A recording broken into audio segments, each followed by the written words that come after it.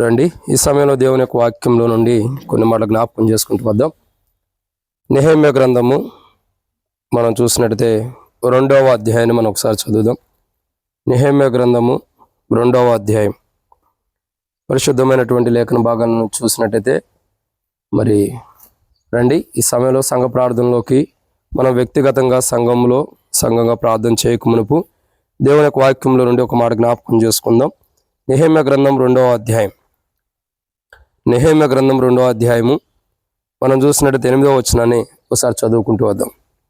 పట్టణ ప్రాకారములకును మందిరంతో సంబంధించిన కోట గుమ్మములకును నేను ప్రవేశింపబో ఇంటికిని దూలములు మ్రానులు ఇచ్చినట్లుగా రాజుగారి అడవులను కాయు ఆసాపునకు ఒక తాకిదీయుడని అడిగి తిని, అలాగూ నాకు తోడుగా ఉండి నాకు కృప చూపుచున్న నా దేవుని కరుణాహస్తం కొలది రాజు నా మనవి ఆలకించాను. కాబట్టి ఇక్కడ మనం దేవుని యొక్క వాక్యాన్ని చూసినట్టయితే రాజు నా మనవి ఆలకించాను అని నెహెమ్యా చెబుతున్నటువంటి సందర్భాన్ని మనం చూస్తున్నాం. రాజు నా మనవి ఆలకించాను. కాబట్టి దేవుని యొక్క వాక్యాన్ని చూసినట్టయితే నెహెమ్యాకున్న అవసరతలను బట్టి, నెహెమ్యాకున్న అక్కర్లను బట్టి, నెహెమ్యాలో ఉన్న భారమును బట్టి మరి రాజు నెహెమ్యా మనవి చేయగా ఆ మనవి ఆలకించినటువంటి అనుభవాన్ని మనం చూస్తున్నాం.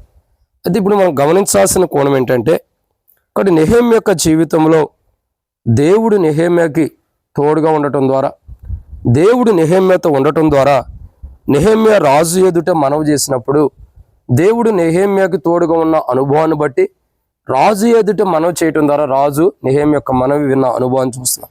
అయితే ఇక్కడ నెహెమ్యాకి తోడుగా ఉన్న దేవుడు ఎలాంటి దేవుడు అని మనం కొన్ని విషయాలు గమనించవచ్చు. ఎందుకంటే ఆ దేవుడు ఎలాంటి వాడు?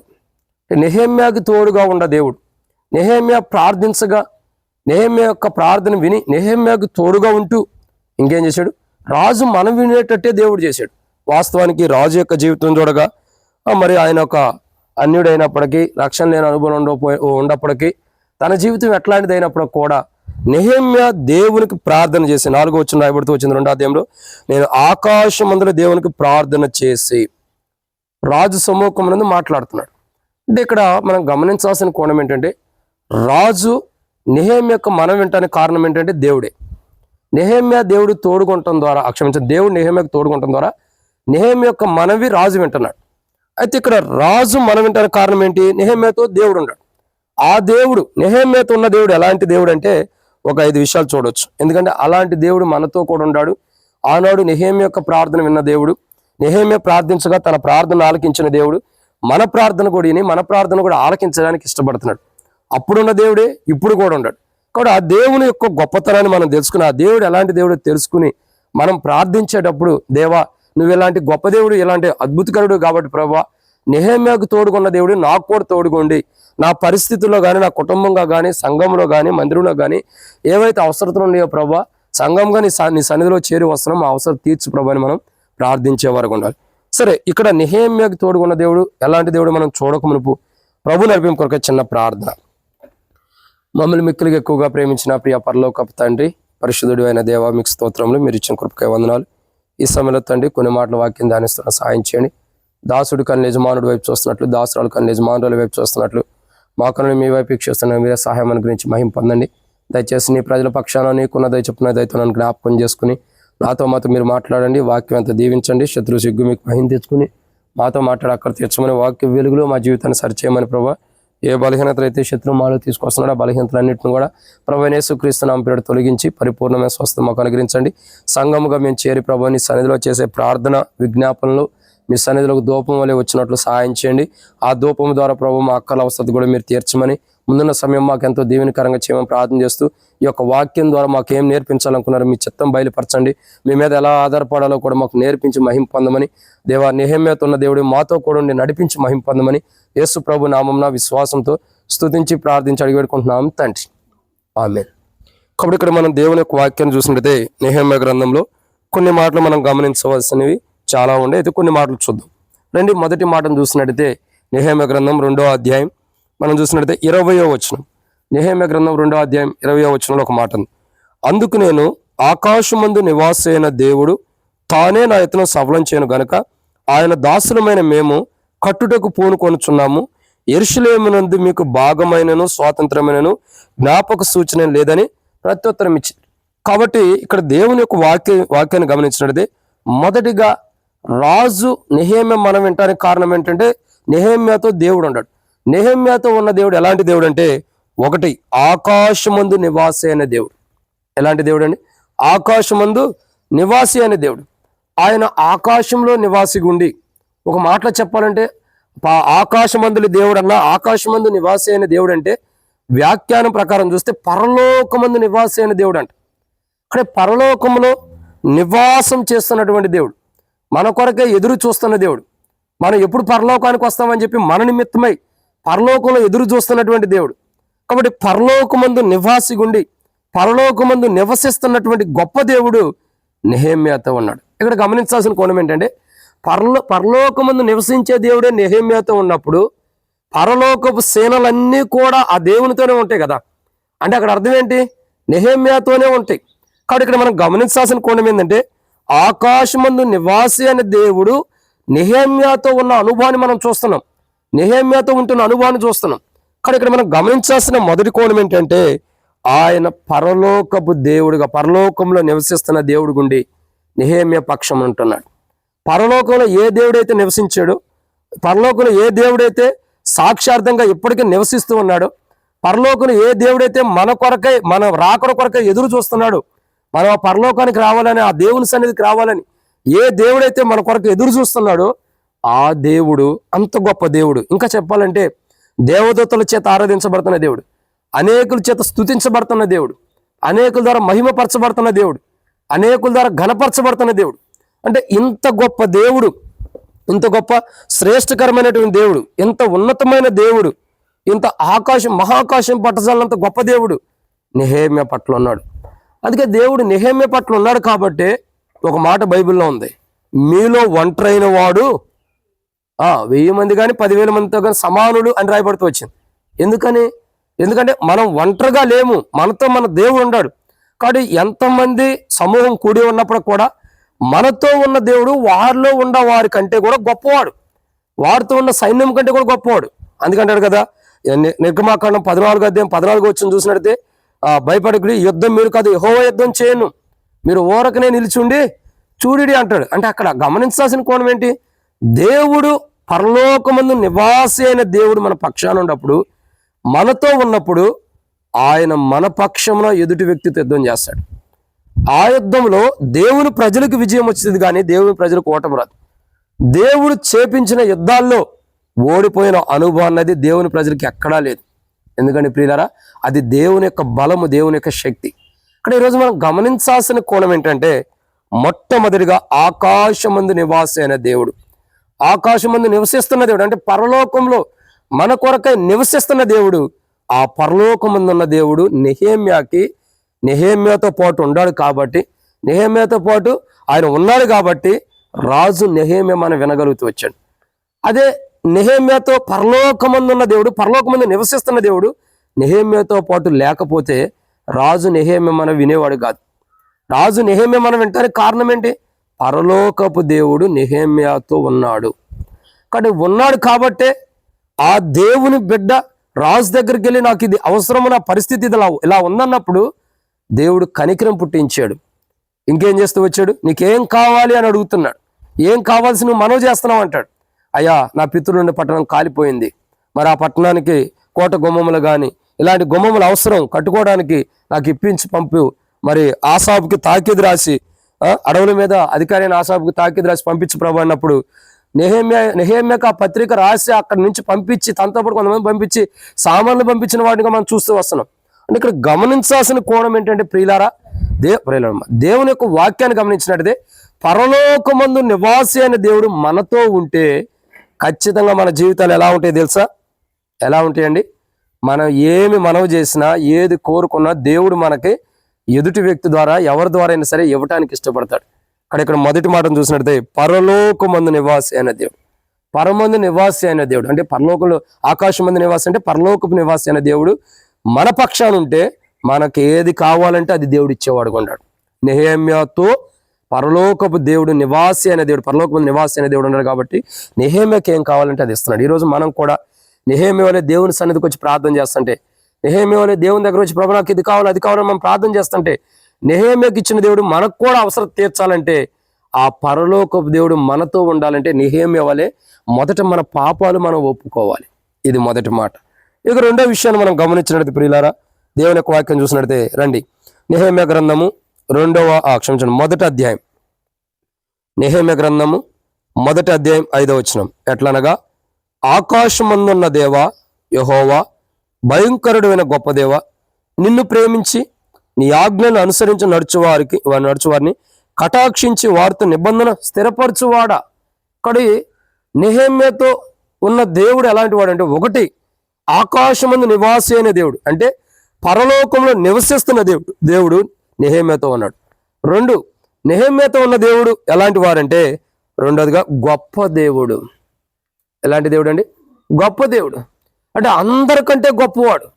ఈ లోకంలో ఉన్న ప్రతి మనిషి కంటే కూడా, ఈ లోకంలో జీవిస్తున్న మానవుడు కానీ, దేవుళ్ళు అనబడుతున్నారు కానీ, దేవతలు అనబడుతున్నారు అంటే కూడా, వారందరికంటే కూడా గొప్పవాడైన. అందుకే బైబిల్ ఉంది, అన్ని నామాల కంటే గొప్ప నామం, పైనామం కలిగిన వాడు.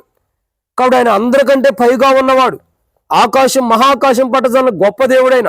కాబట్టి ఆయన ఎంత గొప్పవాడన్నది మానవుడి నోటి ద్వారా వర్ణించలేడు.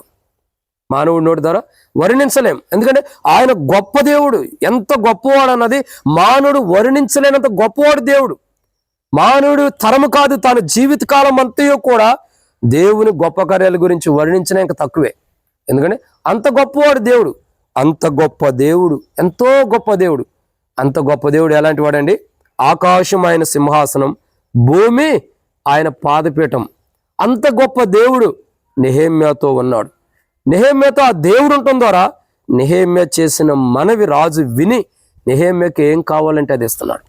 ఈరోజు నీ నా క్రైస్తవ జీవితంలో, నీ నా విశ్వాస జీవితంలో, యాత్రా జీవితంలో దేవుడు మనం ఏం కావాలో అడుగుతున్నామా, ఈ దేవుడు మనకి ఇవ్వాలంటే నెహెమ్యాలాగా మనం ఉండాలి. అసలు నెహెమ్యా ఎలా ఉన్నాడు?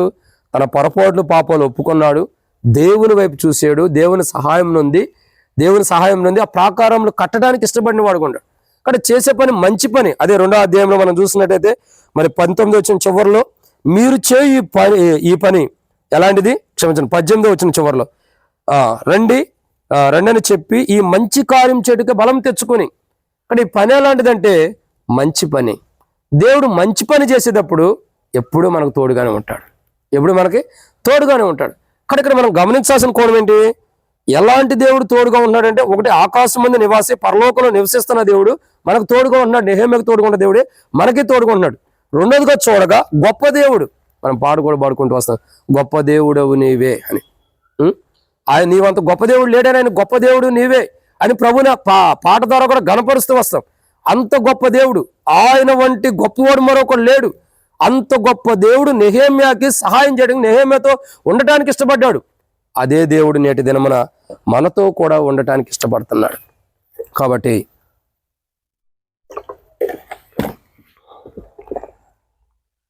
ఈరోజు మనం చూసినట్లయితే ఎంతో గొప్ప దేవుడు. వాస్తవానికి మనం ఎలాంటి వారమంటే బలహీనులమే. మన జీవితం చూడగా మనం చాలా బలహీనమైన వారు. కానీ మనం బలహీనమైన మన దేవుడు ఎలాంటి వాడు? గొప్పవాడు. అందుకే బైబిల్లో ఉంది, మీలో ఉన్నవాడు లోకంలో ఉన్నవాడు కంటే గొప్పవాడు. అంటే మన దేవుడు ఎలాంటి వాడు అంటే గొప్పవాడు. ఆ గొప్ప దేవుడు మనతో ఉంటున్నాడు. ఇప్పటి వరకు యాత్రా జీవితంలో కష్టాల్లో, బాధల్లో, దుఃఖాల్లో, అనారోగ్యాల్లో, వేదనలో, మరి బాధల్లో, కన్నీటిల్లో, అన్నిట్లో కూడా ఇప్పటివరకు గొప్ప దేవుడు గుండి మనల్ని బయటికి నడిపించుకుంటూ విమోచించి బయటికి తీసుకొచ్చిన వాడు ఉన్నాడు.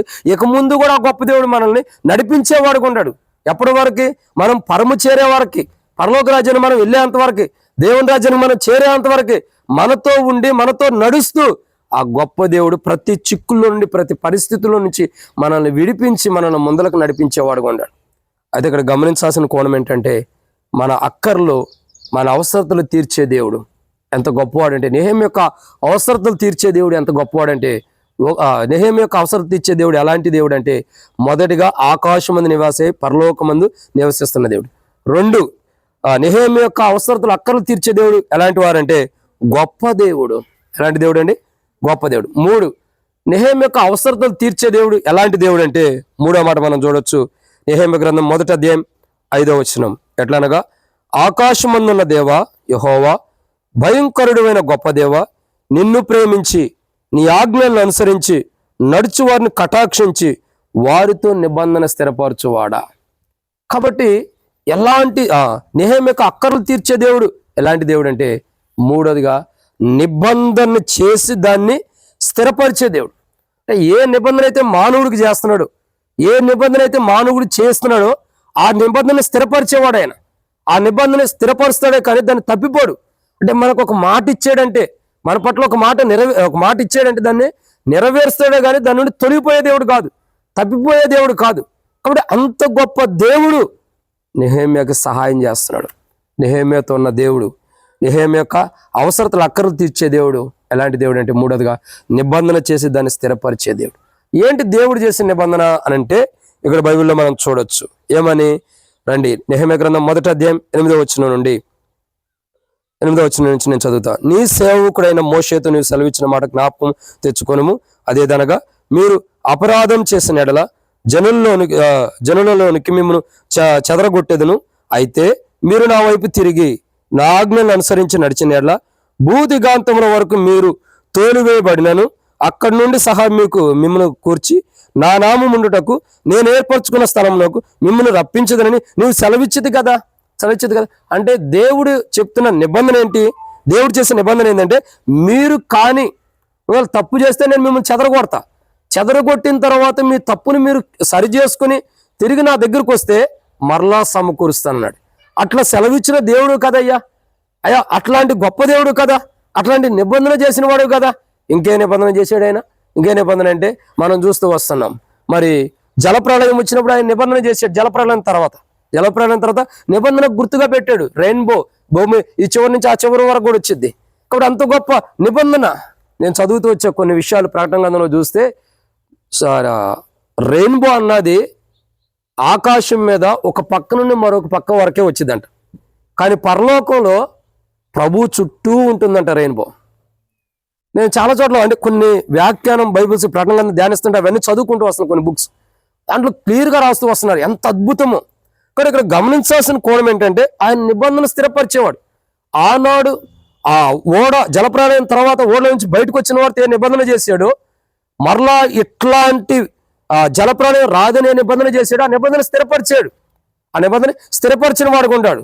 ఇంకా అబ్రహాముతో నీ యొక్క సంతానం ఇశ్రాయేలీయులను విస్తరింపజేస్తానని ఏ వాగ్దానం మీద చేశాడు, ఆ నిబంధన స్థిరపరిచిన వాడు ఉంటాడు.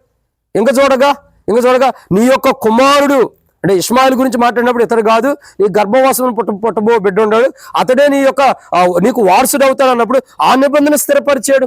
అంటే ఎన్నో నిబంధనలు స్థిరపరిచిన వాడుగా మనం చూస్తూ వస్తున్నాం ప్రభుని. కాబట్టి ఆయన నిబంధన చేసి దాన్ని స్థిరం చేస్తాడు. దాన్ని వదిలిపెట్టేవాడు కాదు, దాన్ని విడిచిపెట్టేవాడు కాదు. ఒక నిబంధన చేసాడంటే మనతో దాన్ని విడిచిపెట్టేవాడు కాదు. ఒక్కొక్క సమయంలో, ఒక్కొక్క సందర్భంలో, కొన్ని పరిస్థితుల్లో మనం దేవునితో చేసుకున్న నిబంధన మనం తప్పిపోతాం. దేవునితో చేసుకున్న నిబంధనలు మనం తప్పిపోయేవారు ఉంటాం, తొలగిపోయేవారు ఉంటాం. కానీ ఆయన అయితే తాను చేసిన నిబంధన ఏం చేస్తున్నాడండి? స్థిరపరుస్తున్నాడు, కానీ దాని నుండి తొలగిపోవట్ల. అది ఆయన గొప్పతనం. ఇప్పుడు నెహెమ్యా ఏం చేశాడు? తిరిగి దేవుని దగ్గరకు వచ్చాడు. అయ్యా, నేను నా ఇంటి వారిని తప్పు చేసి ఉన్నాం, నా పితరులు తప్పు చేసి ఉన్నాం, దయచేసి క్షమించు ప్రభు అని దేవుని దగ్గరకు వచ్చినప్పుడు దేవుడు ఇచ్చిన మాటని, దేవుడు చేసిన నిబంధనని స్థిరపరిచాడా? తప్పిపోతున్నాడా? స్థిరపరుస్తున్నాడు నెహెమ్యా పట్ల. ఎందుకంటే దేవుడు తాను చేసిన నిబంధన తప్పిపోయేవాడు కాదు. దేవుడు మానవుడు కాడు, దేవుడు నరమాత్రుడు కాడు, దేవుడు మనలాంటి వాడు కాడు. కాబట్టి ఆయన చేసిన నిబంధన స్థిరపరుస్తాడు. నీకు నాకు ఏ నిబంధన అయితే ఆయన చేస్తూ వస్తున్నాడు దాన్ని ఖచ్చితంగా స్థిరపరుస్తాడు. ఒకవేళ మనకి నీ కుటుంబాన్ని నేను నిత్యం ఆశీర్వదిస్తానని ఆయన నిబంధన చేశాడు అనుకో, మనం అనుకుంటాం ఆయన ఆశీర్వదిస్తానన్నాడు, ఇంకా ఆశీర్వదించలేదేంది అనుకుంటాం. కానీ ఆయన నిబంధన చేశాడంటే ఖచ్చితంగా దాన్ని స్థిరపరుస్తాడు. మనం అనుకుంటాం, ప్రవ్వా ఇదిగో నేనుండా ప్రవ్వా, ఇదిగో ఈ వారం అంతా మధ్య కరెక్ట్ టైంకి వస్తాం ప్రభా అని మనం అనుకున్నాం అనుకో, వారంలో మనం తప్పిపోవచ్చు. కొన్ని పనులను బట్టో, అనారోగ్యాన్ని బట్టో, కొన్ని బలహీనతలను బట్టో మనం సేవకులమైనా విశ్వాసమైనా తప్పిపోతాం, టయానికి రాలేం. కానీ మనం మాట ఇచ్చి తప్పిపోయేవారు ఉంటాం. కానీ ఆయన తన నిబంధన చేశాడంటే దాన్ని స్థిరపరిచేవాడు. నిబంధన మర్చిపోయేవాడు కాదైనా, నిబంధన మీరిపోయేవాడు కాదైనా. ఏ నిబంధన చేశాడు దాన్ని నెరవేర్చేవాడు, స్థిరపరుస్తాడు ఆయన. అంత గొప్ప దేవుడు నెహెమ్యాతో ఉన్నాడు. నెహెమ్యా యొక్క అక్కర్లు తీరుస్తున్నాడు, నెహెమ్యా యొక్క అవసరతలు తీరుస్తున్నాడు. కానీ నెహెమ్యా వెళ్ళి ఆ కాలిపోయిన పట్టణము కానీ దాని గుమ్మములు కానీ కట్టుకోవడానికి అవసరమైనటువంటి దూలములు కానీ ప్రాకారాలకు అవసరమైన కానీ ఎలా సమకూర్చబడ్డాయి అంటే ఆయన ఏ దేవుడైతే నిబంధన చేశాడో ఆ దేవుడు నెహెమ్యాకు సహాయం చేస్తూ వస్తున్నాడు. నెహెమ్యా యొక్క అక్కర్లు తీరుస్తున్నాడు. కానీ ఈరోజు నేను అవసరతలు అక్కర్లు ఏమైనా దేవుని దగ్గరకు వచ్చిన మనం, దేవుని సన్నిధికి వచ్చిన మనం, ప్రభా నా అవసరతలు ఇవి, నా అక్కర్లు ఇవి అని దేవుని సన్నిధికి వచ్చి మొరపెట్టుకోబోతుండగా మన అవసరతలు అక్కర్లు తీర్చే దేవుడు ఎలాంటి వాడంటే, ఒకటి ఆకాశమందు నివాసి అనే దేవుడు, అంటే పరలోకంలో నివసిస్తున్న దేవుడు. రెండు, ఆయన భయంకరమైన గొప్ప దేవుడు. మూడోదిగా చూడగా నిబంధన చేసి దాన్ని స్థిరపరిచే దేవుడు. అంటే ఏ నిబంధన అయితే మనతో చేస్తున్నాడో ఆ నిబంధన స్థిరపరిచే దేవుడు, దాన్ని తొలగించే దేవుడు కాదు ఆయన. ఆ నిబంధనని స్థిరపరిచేవాడు. అబ్రహాముతో స్థిరపరిచాడు, మన పితరులు ఓడలో నుంచి వచ్చిన వారితో స్థిరపరిచాడు. అదే రీతిలో దావీదు రాజుతో కూడా దేవుడు స్థిరపరిచాడు ఆ నిబంధన. నీ సింహాసనం మీద ఖచ్చితంగా ఒకడంటూ ఉంటాడు, నీ కుమారుడు ఈ వారసత్వం కలిగిన ఉంటాడని స్థిరపరిచాడు. చివరికి ప్రభు యేసుక్రీస్తు ప్రభుని కూర్చోబెట్టాడు దేవుడు. అంటే దేవుడు తాను చేసిన నిబంధనని నెరవేర్చే దేవుడు, స్థిరపరిచే దేవుడు, దాన్ని తొలగించే దేవుడు కాదు. అంత గొప్ప దేవుడు నెహెమ్యాకి సహాయం చేసి నెహెమ్యాకు అక్కర్లు తీర్చేవాడుగా ఉన్నాడు. కాబట్టి ఈరోజు నేను ప్రియమైన దేవుని బిడ్డలారా, మీరైనా నేనైనా ఎవరైనా సరే ఏ అవసరతలో ఉండా, ఏ అక్కర్లో ఉండా, నెహెమ్యాకు సహాయం చేసిన దేవుడు, క్షమించండి, నెహెమ్యా అక్కర్లు తీర్చే దేవుడు ఎలాంటి వాడు అంటే ఆకాశమందు పరలోకంలో ఉన్న దేవుడు. రెండు, గొప్ప దేవుడు. మూడోదిగా నిబంధన చేసి స్థిరపరిచే దేవుడు. అంత గొప్ప దేవుడు నేను అక్కర్లు కూడా తీర్చడానికి ఇష్టపడుతున్నాడు. ఆయన మన అక్కర్ల అవసరం తీర్చాలంటే మనం నెహెమ్యా వలె మనలో తప్పులు పొరపాట్లు ఉంటే వాటిని ఒప్పుకునేవారు ఉండాలి. ఇదన్నమాట 3. ఇక 4వ విషయాన్ని చూద్దాం. 4వ మాటను మనం చూసినట్లయితే నెహెమ్యా గ్రంథం 2వ అధ్యాయం 18వ వచనం. నెహెమ్యా గ్రంథం 2వ అధ్యాయం 18వ వచనం. నెహెమ్యా గ్రంథం 2వ అధ్యాయం 18వ వచనం. ఇదియోగాక నాకు సహాయం చే దేవుని కరుణాహస్తమును గురించి రాజు నాకు సెలవిచ్చిన మాటలన్నీ నేను వారితో చెప్పితిని. అందుకు వారు, మనం కట్టుటకు పూనుకొందాం రండి అని చెప్పి ఈ మంచి కార్యం చేయటకి బలము తెచ్చుకొనిరి. కాదు, ఇది ఎన్నో మాట అంటే 4వ విషయాన్ని మనం చూస్తున్నాం. ఏంటి 4వ మాట అంటే ప్రియులారా, నెహెమ్యాకి ఉన్న అవసరతలు కానీ అక్కర్లు తీర్చే దేవుడు. ఎలాంటి దేవుడు అంటే, 1, పరలోకమందు నివసిస్తున్న దేవుడు, ఆకాశమందు నివాసి అయిన దేవుడు. 2, గొప్ప దేవుడు. 3, నిబంధన చేసి స్థిరపరిచే దేవుడు. 4వదిగా సహాయం చేసే దేవుడు. ఎలాంటి దేవుడు అండి ఆయన? సహాయం చేసే దేవుడు, ఎంతో సహాయం చేసేటటువంటి వాడు. తిమోతి అంకుల్ చెబుతూ వస్తాడు, చిన్న దేవుడి నుంచి పెద్ద దేవుడి వరకు నేను ఆశీర్వాదాలు ఉంటాయి అందరి దగ్గరికి వెళ్ళా. ఏ దేవుడు మాట్లాడతాడని చూసా, ఏ దేవుడు మాట్లాడలా. పెద్ద దేవుడి దగ్గరికి వెళ్తే ఆశీర్వాదాలన్నీ అయిపోయి ఉంటాయి, అందరికి ఇచ్చేసి ఉంటాడని చిన్న దేవుడి దగ్గరకు కూడా వెళ్ళా. ఎవరు సహాయం చేయలే. నేను చివరికి ఈయన దగ్గరకు వచ్చా, ఈయన మాట్లాడితే నా జీవితం మార్చుకున్నానని తిమోతి అంకుల్ అనేక పర్యాయం తన సాక్ష్యాన్ని పంచుకుంటూ వచ్చాడు. కానీ ఎందుకంటే ఈ దేవుడు సహాయం చేయగలిగిన వాడు. ఈయన దగ్గర కొరత లేదు, ఇంతవరకే ఉంది అంటానికి లేదు. మనం ఎవరైనా ఒక భిక్షమెత్తి కూడా మన ఇంటికి వస్తే, ఎవరైనా ఒకవేళ వారి పరిస్థితులు బాగా మన ఇంటికి భిక్షమెత్తుకోవడానికి వస్తే మనం ఏం చేస్తాం? ఇదిగో నా దగ్గర 10 రూపాయలు ఉంది, ఇదిగో నా దగ్గర ఈ అన్నం ఉంది, లేదా ఈ కూర ఉందని మనం పెడతాం. ఇంతవరకే నా దగ్గర ఉందని మనం చెప్పగలుగుతాం. ఒక 10 మంది వస్తే చేయగలుగుతామా? నా వల్ల కాదని చెప్పగలుగుతాం. ఎందుకంటే ఇదిగో నేను కొంత ఉంది, నా దగ్గర ఉన్నది మీకు ఇస్తున్నా అని చెప్పగలుగుతాం. అంటే మన దగ్గర కొంతవరకే ఉండిద్ది ఏదైనా. కానీ దేవుని దగ్గర సమృద్ధి అయినటువంటి సహాయం. కాబట్టి దేవుని దగ్గర కొరత లేదు. ఇదిగో ఇంతవరకే దేవుని దగ్గర ఉంది, ఇక ఇంత మించి దేవుడు చేయలేడు అంటానికి మాట లేదు. ఎందుకంటే ఆయన సర్వాన్ని సృష్టించిన వాడు, ఆది సంభూతుడు, మృతుల్లో నుండి ఆది సంభూతుడుగా లేచిన వాడు, ఎంతో గొప్ప దేవుడు, ఆకాశ మండలం కంటే మిక్కిలి హెచ్చైనటువంటి వాడు. అంత గొప్ప దేవుడు సహాయం చేయడానికి, నెహెమ్యా యొక్క అక్కర్లు తీర్చడానికి, అవసరం తీర్చడానికి అవసరమైన సహాయము నెహెమ్యాకు చేయడానికి దేవుడు, అంత గొప్ప దేవుడు నెహెమ్యాతో ఉన్నాడు. నిజంగా ఎంత గొప్ప కార్యమో మనం గమనించాలి ప్రియులారా. ఎలాంటి దేవుడు? ఇది కాక నాకు సహాయం చేయ దేవుడు, అంటే సహాయం చేసే దేవుడు, పరలోకమందు నివాసం చేసే దేవుడు. 2, గొప్ప దేవుడు. 3వదిగా నిబంధన చేసి స్థిరపరిచే దేవుడు. 4వదిగా చూసినట్లయితే సహాయం చేసే దేవుడు. ఎలాంటి దేవుడు? సహాయం చేసే దేవుడు. అంటే ఏ సహాయం అవసరమైనా మరి ఎక్కడి నుంచి చేస్తున్నాడు ఈయన సహాయం అంటే, రండి కీర్తనల గ్రంథము 20వ అధ్యాయం. మరి ఈయన సహాయం ఎక్కడి నుండి చేస్తున్నాడు? కీర్తనల గ్రంథం 20వ అధ్యాయం మనం చూసినట్లయితే 1వ వచనం. ఆపత్కాలం మందు యెహోవానికి ఉత్తరం ఇచ్చును గాక, యాకోబు దేవుని నామమున నిన్ను ఉద్ధరించును గాక. 2వ వచనం. పరిశుద్ధ స్థలంలో నుండి ఆయన నీకు సహాయం చేయను గాక, సియోనులో నుండి నిన్ను ఆదుకొనును గాక. కాబట్టి ఆయన సహాయం ఎక్కడి నుండి వస్తుందండి? కీర్తనల గ్రంథం 20వ అధ్యాయం 2వ వచనం చూసినట్లయితే పరిశుద్ధ స్థలంలో నుండి ఆయన సహాయం వస్తుంది. ఆయన ఏ పరిశుద్ధ స్థలంలో అయితే నివసిస్తున్నాడు, ఏ పరిశుద్ధ స్థలంలో అయితే నివాసిగా ఉన్నాడు, ఏ పరలోకంలో అయితే నివాసం చేస్తున్నాడు, ఏ పరలోకం నుండి అయితే మనల్ని పరిపాలిస్తున్నాడు, ఏ పరలోకం నుండి అయితే తన కుమారుని పంపి మన కొరకై కలవరిశిలో ప్రాణం పెట్టేటట్టు చేసి ఆయన మరణ భూస్థాపన ద్వారా మన పాప క్షమాపణ ఇచ్చాడు. అంత గొప్ప దేవుడు, ఆ పరలోకంలో నివసిస్తున్న దేవుడు ఆ పరలోకం నుండి ఏం చేస్తున్నాడు? మనకు సహాయం చేస్తున్నాడు. ఎంత గొప్ప కార్యం చూడండి, ఎంత గొప్ప కార్యం. పరలోకం నుండి దేవుడు మనకు సహాయం చేస్తున్నాడు. ప్రభా నాకు ఇది కావాలి. చాలాసార్లు మనం అనుకుంటాం, పిల్లల వయసులో ఎక్కువైపోతే అయ్యా నా కుమారుడికి నా కుమార్తెకి వివాహం అయిద్దా లేదా అని బాధతో ఉంటాం. కానీ ఆ సహాయం చేసే దేవుడు పరలోకం నుండి ఆయన సహాయం చేస్తున్నాడు. ఆయన చేసేదాకా ఆకోకుండా మనమే చేసుకుంటే ఏమైందంటే తొందరపాటు వల్ల విడాకులు వస్తాయి. ఆయన సహాయం చేసేదాకా ఉంటే స్థిరపరచబడిద్ది. ఆయన సహాయం చేసేటంటే అది స్థిరంగా ఉండిద్ది. ఇంకా అందుమాత్రమే కాదు, అదేవుడు ఎంతో సహాయం చేయగలిగిన వాడు. ఒక వివాహం విషయంలోనైనా, ఒక అనారోగ్యంగా ఉన్నప్పుడు అనారోగ్యాన్ని తొలగించి స్వస్థతనిస్తున్నాడు. ఇంకా ఈ కష్టంలో ఉన్నప్పుడు కష్టం నుండి బయటేస్తున్నాడు. మరణకరమైన రోగంతో ఉన్నప్పుడు బయట తీసుకొచ్చి ఆ రోగం నుండి విడుదల ఇస్తున్నాడు. ఇంకా చెప్పాలంటే ఎన్నో అవసరతలు, ఎన్నెన్నో విధానాల దేవుడు మనకి సహాయం చేస్తున్నాడు, సహాయం చేస్తూ వస్తున్నాడు. నేను ఎన్నోసార్లు అనుకుంటా, ప్రభా ఈరోజు నేను వాక్యం చెప్పలేను, ఈరోజు నా వల్ల కాదు ప్రభా నేను అనుకుంటా. నేను ఆదివారం కూడా అసలు ఆరాధన వర్తమానం కూడా చెబుతానో లేదో అనుకున్నా. ప్రభా నా వల్ల కాదేమో అని అనుకుంటూ వచ్చి, ప్రభా నీ మీద ఆధారపడుతున్నా, నీ చిత్తం ప్రభా అన్నప్పుడు ఆయనే సమృద్ధిగా నడిపించుకుంటూ వస్తున్నాడు. అంటే ఆయన ఎట్లాగైనా సరే సహాయం చేయగలిగిన వాడు.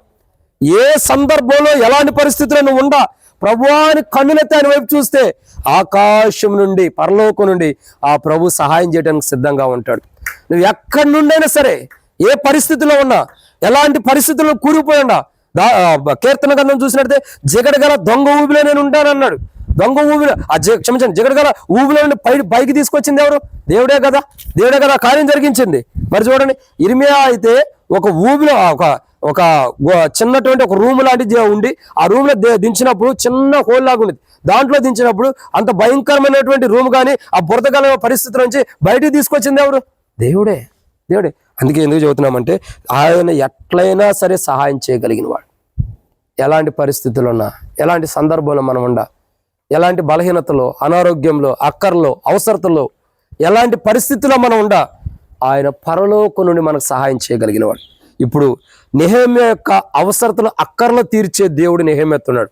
ఆ దేవుడు మొదటగా ఆకాశమందుల నివాసం అంటే పరలోకమందు నివసించే దేవుడు. 2 ఆ దేవుడు గొప్ప దేవుడు. 3 ఆ దేవుడు నిబంధన చేసి దాన్ని స్థిరపరిచే దేవుడు. 4 ఆ దేవుడు ఎలాంటి వాడంటే పరలోకము నుండి సహాయం చేసే దేవుడు. ఇప్పుడు గమనించండి, మనం అనుకుంటాం ఈరోజు తినడానికి నాకు భోజనం వచ్చింది అనుకుంటాం. ఈరోజు తినడానికి నాకు భోజనం నేను వండుకుని తిన్నాను అనుకుంటాం. పొరపాటు. మన దేహంలోకి వెళ్ళేంత వరకు కూడా దాన్ని కాపాడుకుంటూ, మన దేహానికి వెళ్ళేంత వరకు కూడా దేవుని చిత్తంలో ఉండే ఆహారం మనం భుజించేంత వరకు కూడా సహాయం చేసేది ఎవరంటే పరలోకమందున్న దేవుడు.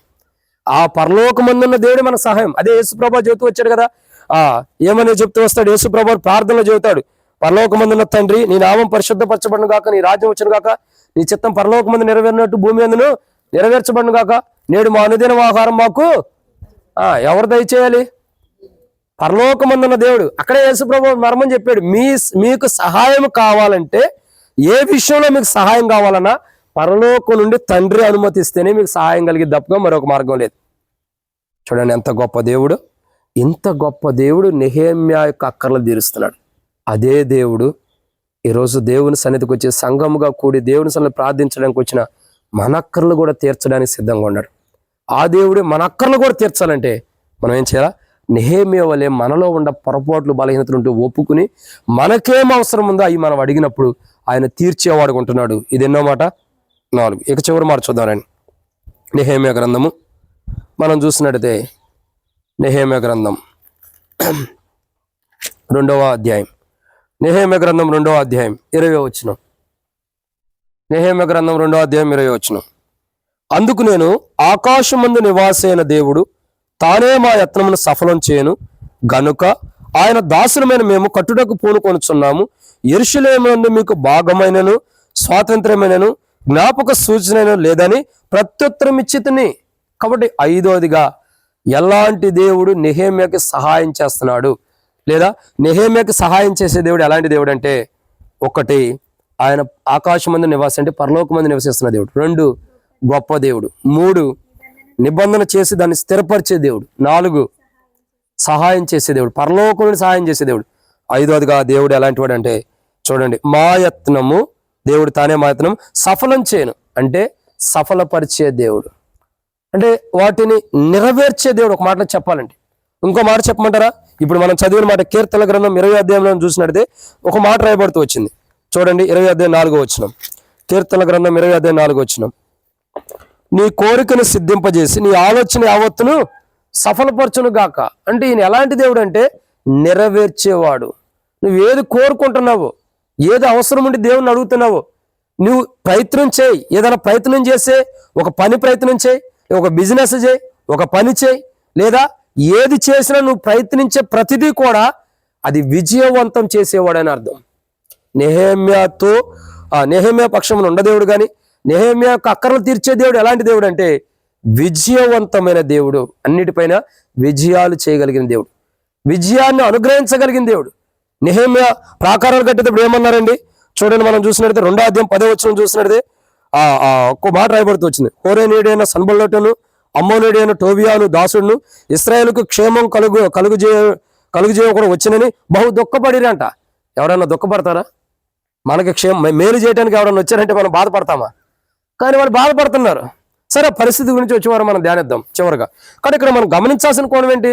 నెహెమ్యా యొక్క పని ఏంటంటే యెరూషలేము ప్రాకారాలు, కాల్చబడిన ప్రాకారాలు కట్టాలి. ఆ కడితేనే విజయం వచ్చింది. 52 రోజుల్లో కట్టగలిగి గొప్ప విజయాన్ని పొందడానికి కారణం ఏంటి?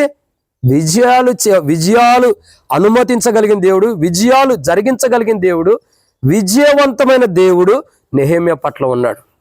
నెహెమ్యా పట్ల విజయవంతమైన దేవుడు ఉన్నాడు. ఆ దేవుడే కలువరిశిలో తన కుమారుని మన కొరకే ప్రాణం పెట్టేటట్టు చేసి, ఆ కుమారుడు కూడా కలువరిశిలో సాతాను పైన విజయాన్ని పొందాడు. కాబట్టి ఆ విజయవంతమైన దేవుడు, ఆ విజయవంతమైన తండ్రి, ఆ యొక్క తండ్రి కుమార పరిశుద్ధాత్ముడు త్రియేకమైన దేవుడు మనతో ఉండి మనకు సహాయం చేస్తూ మనం ఏ పని తలపెట్టినా దాన్ని విజయవంతంగా జరిగిస్తూ వెళ్తున్నాడు. మనం ఏ పని తలపెట్టినా దాన్ని విజయవంతంగా చేయడానికి ఇష్టపడుతున్నాడు. ఈరోజు చాలా మంది అంటారు, బ్రదర్ నేను ఒక స్థలం కొనుక్కున్నాను, ఇల్లు కట్టుకోలేకపోతున్నా, ఎట్టుండ ఇల్లు అట్టాగి ఉండిపోయింది, లేదా పునాది వేషం అట్టాగి ఉండిపోయింది, పాడైపోయింది, లేదా ఒక స్థలం తీసుకున్నా దానికి అడ్వాన్స్ ఇచ్చి డబ్బులు కట్టలేక ఆగిపోయా, లేదంటే ఇంకేదైనా పనులు చెప్తూ వస్తాం. ఇంకేమని చెబుతాం? ఇదిగో నా పిల్లల భవిష్యత్తు కొరకు ఇలా చేయాలనుకున్నా ఆగిపోతూ వచ్చా, మంచి చదువులు ఇలా చదివించుకోవాలనుకున్నా చదివించుకోలేకపోతే వచ్చా. అంటే ఏదో మనకున్న అవసరంలో మనం కావాల్సిన ఏమోటి మనం చెప్తాం, బ్రదర్ నాకు ఎలా ఉంది ఇలాంటి పరిస్థితులని. కానీ ఒకటి గుర్తుపెట్టుకోండి, మన జీవితాల్లో గుర్తుంచుకోవాల్సింది ఏంటంటే ప్రియులారా, మన జీవితంలో మనం ఏది అడిగినా దాన్ని విజయవంతంగా చేయడానికి దేవుడు సిద్ధంగా ఉన్నాడు. మరి ఎందుకు విజయవంతంగా అవ్వట్లేదంటే మనము చిన్న బలహీనత మనలో ఉండ దేవుడు విజయాన్ని మనకివ్వడం, అది మనం గుర్తుంచుకోవాలి. చిన్న బలహీనత, చిన్న పొరపాటు, చిన్న లోపం, అది నీలో నాలో ఎవరినైనా సరే మనలో ఉంటే దేవుడు విజయాన్ని మనకివ్వడం. కానీ నెహెమ్యాకి సహాయం చేసే దేవుడు ఎలాంటి దేవుడు అంటే విజయవంతమైన జీవితం కలిగిన దేవుడు, విజయాన్ని అనుగ్రహించగలిగిన దేవుడు, అంత గొప్ప దేవుడు ఈరోజు మనతో కూడా ఉండి మన ప్రార్థన వినడానికి ఇష్టపడుతున్నాడు. అయితే ప్రియులారా, అంత గొప్ప దేవుడు మన ప్రార్థన వినాలంటే మనం ఇక్కడ ఒక పని చేయాలి. ఏంటి ఆ పని అంటే, నెహెమ్యాలో మన పొరపాట్లు ఒప్పుకోలేదన్న బలహీనతలు మనకు తెలుసో తెలియక మనం ఎన్నో తప్పులు చేస్తూ ఉంటాం. మనకి తెలుసో తెలియక ఎన్నో తప్పులు చేస్తూ ఉంటాం. ఆ పొరపాట్లు ఏమన్నా ప్రభా నీ ఎదుట మేము ఎట్లా చేసి ఉంటే, దేవా మరి నువ్వు ప్రభా మరి ఆకాశం మంది పరలోకం మంది నివాస అయిన దేవుడు కదా, అంత గొప్ప దేవుడు అయిన నీ ఎదుట నేను పొరపాటు చేస్తుంటే క్షమించు, నా అక్కర్లు తీర్చడానికి నా పొరపాట్లు అడ్డు వస్తుంటే, నువ్వు గొప్ప దేవుడు కదా, ఒకవేళ పొరపాట్లు ఏమైనా అడ్డు వస్తాను క్షమించు ప్రభా, ఇంకా నువ్వు ఎంతో నిబంధన చేసి స్థిరపరిచే దేవుడు కదా, నా బలహీనతలు ఏమైనా అడ్డు వస్తాను క్షమించు ప్రభా, ఇంకా నువ్వు సహాయం చేసే దేవుడు కదా, పరలోకం నుండి సహాయం చేసే దేవుడు కదా, దేవా నాలో ఏమైనా అవిధేయతలు లోపాలు ఉంటే సరిచే ప్రభా, దేవా దాన్ని బట్టి నాకు సహాయం ఆపొద్దు ప్రభా అని మనం సరి చేసుకోవాలి. ఇంకా చివరిగా మనం చూసినట్టయితే మన ప్రయత్నం ఏదైతే యత్నం అంటే ఏదైతే ప్రయత్నం చేస్తుందో దాన్ని సఫలపరిచే దేవుడు, ఒక కార్యాన్ని విజయవంతం చేసేటటువంటి దేవుడు. ఏదైనా కార్యం తలపట్టుకుంటే దేవుని నామాన్ని బట్టి మనం ఆరంభిస్తే ఆ కార్యాన్ని విజయవంతం చేసేటటువంటి దేవుడు. అంత గొప్ప దేవుడు నెహెమ్యాకి ఏం చేస్తున్నాడు? నెహెమ్యాతో ఉండి నెహెమ్యాకు అక్కర్లు తీరుస్తున్నాడు. ఈరోజు అదే దేవుడు మన అక్కర్లు తీర్చాలంటే నెహెమ్యా లాంటి ప్రార్థన జీవితం మనలో ఉండాలి. నెహెమ్యా లాంటి ప్రార్థన జీవితం, ప్రభా నాకు ఇది కావాలి. అయితే మొదట మనం ఒప్పుకొని మన పాపలు మనం ఒప్పుకున్న ఎడల ఆయన నమ్మదగిన వాడు, నీతిమంతుడు గనుక సమస్త దుర్నీతి నుండి మనల్ని కాపాడి ఏం చేస్తాడు? సమస్త దుర్నీతి నుండి మనం కాపాడుతాడు. నిర్దోషులుగా పవిత్రులుగా ఆయన చేస్తాడు. కానీ మన పాపాలు మనం ఒప్పుకో అంటే ఇదే కాదు, ఎప్పుడైనా సరే ఒక ప్రార్థన మనం కుటుంబంగా అయినా వ్యక్తిగతంగా అయినా సంఘముగా అయినా ఉపవాస ప్రార్థనలైనా ఏదైనా ఒక ప్రార్థన మనం చేయాలంటే మొదట మనలో ఉన్న తప్పులు ఒప్పుకోవాలి. అంటే మనకు తెలుసో తెలియకో ఏదో తప్పు చేసి ఉంటాం, మనం ఏమనుకుంటాం ఇది కరెక్ట్ అనుకుంటాం, కానీ దేవుని దృష్టిలో తప్పు అవ్వచ్చు. కానీ ఏదైనా సరే ఒక బలహీనత మనం ఒప్పుకుంటే ఆయన క్షమిస్తాడు. అవి ఒప్పుకున్న తర్వాత మనం దేవుణ్ణి అడిగితే సహాయం చేస్తాడు. ఇక్కడ మీరు గమనించాల్సింది ఒకటే, నెహెమ్యా మొదట ఒప్పుకున్నాడు. కాల్చబడి అని తెలిసిన తర్వాత ఒప్పుకుని అయ్యా ఇలా తప్పు చేసామని ఒప్పుకున్నాడు. ఆ తర్వాత చూడండి, మొదటి అధ్యాయంలో ఒప్పుకున్నాడు, రెండో అధ్యాయంలో ఏం చేస్తున్నాడు? 4వ వచనంలో నేను చదువుతా చూడండి, నేను ఆకాశం మందుల దేవునికి ప్రార్థన చేసి, అంటే మొదటి అధ్యాయంలో ఒప్పుకున్నాడు, రెండో అధ్యాయంలో ప్రార్థన చేస్తున్నాడు దేవునికి. ఈరోజు మన జీవితాలు అదే, మన బలహీనతలు మనం ఒప్పుకుంటే ఆయన నీతిమంతుడు కాబట్టి మనం నీతిమంతులుగా చేస్తాడు. నీతిమంతుల ప్రార్థన ఖచ్చితంగా నీతిమంతుల యొక్క మొర ఆయన వింటాడు. కానీ మనం బలహీనతలు ఏమంటూ ఒప్పుకొని మన అవసరతలు, అంటే మన బలహీనతలు ఒప్పుకోవడం ద్వారా నీతిమంతులుగా ఆయన రక్తం ద్వారా కడగబడి చేయబడతాం. తర్వాత మన అవసరతలు ఏంటో మనం ఒప్పుకున్నప్పుడు ఆయన మన ప్రతి అవసరత క్రీస్తు యేసునందు మన ప్రతి అవసరం, ఫిలిప్పీ 4:10 ప్రకారం దేవుడు తన మహిమైశ్వర్యం చొప్పున క్రీస్తు యేసునందు మీ అవసరం తీర్చును అన్నట్లు ప్రతి అవసరత క్రీస్తు యేసులో దేవుడు నెహెమ్యాతో ఉండి నెహెమ్యా యొక్క అక్కర్లు తీర్చిన దేవుడే ఈరోజు మన బలహీనత మనం ఒప్పుకోవడం ద్వారా మనతో కూడా ఉండి యేసు ప్రభువారిని బట్టి మన అక్కర్లు తీర్చేవారుగా ఈరోజు ఏ అవసరతతో, ఏ అక్కర్లతో, ఏ దుఃఖంతో, ఏ వేదనతో, ఏ సమస్యతో, ఏమి బాధ నాలో ఉండి దేవుని చెప్పుకోవడానికి దేవుని మందిరానికి వచ్చాం మనకు తెలియదు. మీకు మాత్రమే, మనకు మాత్రం, ఎవరికి వాళ్ళకే తెలుసు. ఆ యొక్క బాధ వేదన దేవుడు తీసేయాలంటే ఖచ్చితంగా నెహెమ్యా లాంటి ప్రార్థన మనం ఒప్పుకొని ప్రార్థన చేస్తే ఏం అవసరం అది దేవుని అడిగినప్పుడు దేవుడు మన అవసరతను మన అక్కడ తీర్చేవాడుగా ఉంటాడు. అట్లు దేవుడు మన అవసరత మన అక్కడ తీర్చి మనకు సహాయం చేసి, మనకి ఆ నెహెమ్యాకి అక్కర్లు తీర్చే దేవుడే మనకు కూడా అక్కర్లు తీర్చి సహాయం చేయనట్లు ప్రభు కృప ఇప్పుడు ఎల్లప్పుడు మనందరికీ తోడైండి సహాయం చేయను గాక. ఆమేన్. ప్రకటన జ్ఞాపకం చేసుకోనండి. మరి ఈ సైడ్ వాల్స్కి ఆర్డర్ ఇచ్చారు. ప్రభు చిత్తం అయితే 4 రోజుల్లో వస్తాయి అని చెప్పి అన్నారు. దేవుని చిత్తం అయితే వాటి కొరకు ప్రార్థన చేయండి. ఇంకా ఎక్స్ట్రా ఇప్పుడు ఆ బిల్లులో చూస్తే 40,000 దాకా కట్టాల్సి వస్తుంది, మనం కట్టినే కాక. ప్రభు చిత్తం అయితే అవి కూడా దేవుడు సమకూర్చులాగా ప్రార్థన చేయండి. తర్వాత ఇంకా చూసినట్టయితే మరి దాని తర్వాత అంటే అయితే తెచ్చిన తర్వాత వీటికి యాంగ్లేర్స్ కొన్ని ఉంటాయి. ఎందుకంటే ఈ సైడ్ వరకు లిఫ్టింగ్ పెడుతున్నాం కాబట్టి ఏదైనా స్పెషల్ మీటింగ్ జరిగినప్పుడు, ఎప్పుడైనా మీటింగ్ జరిగినప్పుడు ఇబ్బంది లేకుండా మనకు టెంట్తో పని లేకుండా ఉండటం కొరకు లిఫ్టింగ్ పెడుతున్నాం. ప్రభు చిత్తం అయితే వాటికి కూడా మరి యాంగ్లేర్స్ కూడా కొన్ని ఐరన్ కొనాలి, దానికి కూడా కొంత అమౌంట్ అవుతాయి. అవి కూడా దేవుడు ఇప్పుడు నెహెమ్యా యొక్క అక్కర్లు తీర్చిన దేవుడే మనకు కూడా మందిరం యొక్క అక్కర్లు తీర్చడం కొరకు కూడా మరి ప్రార్థన చేయండి. ప్రభు చిత్తం అయితే ఆ యొక్క వాల్స్కి అంటే హోమ్ షీట్స్కి మనం డబ్బులు కట్టాలి. ఇంకా దాదాపు 40,000 దాకా ఈరోజు కొంత కట్టారు. ఇంకా తర్వాత మరి దీని విషయంలో కూడా ప్రార్థన చేయండి. సైడ్కి యాంగ్లేర్లు అవి కూడా తీసుకోవాలి. అవన్నీ కూడా దేవుడు తన ఐశ్వర్యం చొప్పున క్రీస్తు యేసు మహిమలో మన అక్కలు తీర్చినట్లు మరి ప్రార్థన చేయండి. నెహెమ్యాకు సహాయం చేసిన దేవుడు, కోటగుమ్మలు కట్టుకోవడానికి కానీ అవసరత దూలములు ఇప్పించిన దేవుడే. వీటికి కూడా అన్ని విధాల దేవుడు మరి ఎవరో ఒకరి ద్వారా ఏదో రీతిలో మనకు సహాయం చేయలాగిన దేవుడు కృప ద్వారా మనకు సహాయం చేయనట్లు ప్రార్థన చేయండి. తర్వాత మరి సంఘంలో కొందరు బలహీనలు ఉన్నారు, వారి కొరకు కూడా ప్రార్థన చేయండి. మరి అదే రీతిలో దేవదాసన్న ఆరోగ్యం కొరకు, పరిపూర్ణమైన ఆరోగ్యం కొరకు కూడా ప్రార్థన చేయండి. మరి పరిపూర్ణ స్వస్థత కలిగి పరిచయాలు వాడబడ్డాయి, మరలా పూర్వ వైభవం రావటం కొరకు ఆరోగ్యం విషయంలో ప్రార్థన చేయండి. అన్న కొరకు, కుటుంబాల కొరకు, పిల్లల కొరకు, వారి యొక్క జాబుల భవిష్యత్తుల కొరకు కూడా ప్రార్థన చేయండి. అదే రీతిలో మరి శామ్యుయల్ కొరకు కూడా ప్రార్థన చేయండి. సహోదరుడు చిన్నగొట్టి ముక్కల ఆరోగ్యం కొరకు ప్రార్థన చేయండి. నిన్న మరి హాస్పిటల్కి వెళ్తానన్నారు, దాని విషయంలో కూడా ప్రార్థన చేయండి. తర్వాత నయోమక్క మరి తలలో బ్లడ్ క్లాట్ అయింది, పరిపూర్ణమైన స్వస్థత, కంటి చూపు కొరకు కూడా ప్రార్థన చేయండి. రవ్వన్న కూడా ఫిట్స్ వస్తున్నాయి, అవి తగ్గడానికి కూడా ప్రార్థన చేయండి. తర్వాత మనం చూసినట్టయితే ఇంకెంతో మంది సంఘంలో మరి మందిరంలో బలహీనలు ఉంటారు, వారందరి కొరకు మరి కిష్టమ్మకు కూడా ఇల్లు కట్టుకుంటుంది. ఆ ఇంటి విషయంలో, కుటుంబం సమాధానం విషయంలో, కుమార్తె గర్భఫలం విషయంలో ప్రార్థన చేయండి. అదే రీతిలో దావీదన్న, రూతక్క, సుమలతక్క వారి యొక్క గర్భఫలాల కొరకు కూడా ప్రార్థన చేయండి. ఇంకా చూసినట్టయితే మరి మన మధ్యలో సువార్తమ్మక్క ఉంది, వాళ్ళు మరి రాయలసీమ నుండి దాకా వచ్చారు. మరి కాబట్టి ఆయుర్వేదిక్ మెడిసిన్స్ అవి అమ్ముతూ ఉంటారు. వాళ్ళకు కూడా కొన్ని అప్పులు ఉన్నాయి, 12 లక్షల దాకా అవి తీరటం కొరకు, వారి కుటుంబాల్లో అందరూ కూడా రక్షణ కలిగి విశ్వాసులుగా దేవుని సన్నిధికి నడవటం కొరకు, కుటుంబం కొరకు కూడా ప్రార్థన చేయండి. రాధాకృష్ణ జాబ్ విషయంలో, రాజన్న కొరకు, ఇంకా ఇక్కడ ఉన్న వారందరి కొరకు, మరి అక్క ఆరోగ్యం కొరకు, పిల్లల కొరకు, శారదకు పిఎఫ్ కొరకు, ఇంకా ఎవరెవరి అవసరం ఉన్నారో అక్కల కొరకు ప్రార్థన చేయండి. మాకు కూడా పరిపూర్ణమైన ఆరోగ్యం క్రీస్తు ఇవ్వటం కొరకు దేవునిలో మంచిగా వాడబట్టడం కొరకు, అదే రీతిలో ప్రభు చిత్తం అయితే మరి ట్రాన్స్ఫర్ కొరకు కూడా ప్రార్థన చేయండి. ఇంకా ఆ విషయాలు దేవుడు సమకూర్చులాగిన ఏవేవో అవసరతలు ఉండే మందిరానికి అవన్నీ దేవుడు తీర్చులాగా ఒక రూమ్ కట్టుకోవాలి. అదే రీతిలో బాత్రూమ్కి గడిలు కూడా పెట్టాలి, పైన టాప్ కూడా వేయాలి. టాప్ అంటే రేకులు ఫిట్ చేయాలి. వీటన్నిటి కొరకు ప్రభు చిత్తం అయితే వచ్చే వారం చివరిలో కల్లా కంప్లీట్ అవడం కొరకు కూడా దేవుడు ధనము సహాయం చేయాలా ఆర్థికంగా. తర్వాత పనులని కూడా దేవుని చిత్తం అన్ని సహాయం దేవుడు సమకూర్చులాగా ప్రార్థన చేయండి. మరి సైడ్ వాల్స్ అయితే ఒక రోజులో కంప్లీట్ అవ్వచ్చు నాకు తెలిసి. కాబట్టి వీటన్నిటి కొరకు మరి ప్రార్థన చేసి అనే విధాల దేవుని యొక్క సహాయము దేవుడు మనకు అనుగ్రహించలాగన ప్రార్థన చేయండి. మరి సంఘం కొరకు, మందిరం కొరకు, ఇంకా ఏవి అవసరతలు ఉన్నాయో అవన్నీ కొరకు, వారి కార్యక్రమాల కొరకు, అన్నిటి కొరకు కూడా మరి రేపు గొట్టి ముక్కల పరిచయ, చిన్న గొట్టి ముక్కల, అదే రీతిలో మరి బైబిల్ స్టడీ, అదే రీతిలో మరి చిన్న చింతకొండ కానీ రెడ్డిపల్లి కానీ పరిచర్యలు, అదే రీతిలో శనివారం ఉపవాస ప్రార్థన ఉదయం, ఆదివారం ఆరాధన కొరకు, వీటన్నిటి కొరకు కూడా ప్రార్థన చేయండి. వచ్చే ఆదివారం సాయంకాలం 4 గంటలకి కంబైన్డ్ యూత్ మీటింగ్ ఉంటుంది మరి జగద్గిరి గుట్టలో. కాబట్టి అక్కడ కూడా మరి దైవ సేవకులు సాల్మన్ అన్న ఉన్నారు, అక్కడ పరిచర్య కొరకు కూడా ప్రార్థన చేయండి. ఎంతోమంది యవనస్తులు రావడానికి మరి ఇక్కడి నుంచి కూడా వచ్చేవారి కొరకు కూడా ప్రార్థన చేయండి. ఆరంభించిన ఒకరి తర్వాత ఒకరు క్లుప్తంగా ఆరాధన చేయండి. దావీదన్న కొరకు ప్రార్థన చేయండి, మంచి మార్మల్స్ కొరకు అంటే కూడా. సరే, సహోదరి స్వర్ణకి స్టమక్ పెయిన్ అంట, మరి స్కానింగ్ చేశారంటే రేపు రిపోర్ట్స్ వస్తాయి, వాటి కొరకు కూడా ప్రార్థన చేయండి. ఇంకెవరైనా ఏమైనా అవసరం తెలియపరచండి, మీ కొరకు ప్రార్థన చేస్తాం. మా కుటుంబం, తండ్రి, తమ్ముడు రక్షణ కొరకు కూడా ప్రార్థన చేయండి. ఆరంభించండి.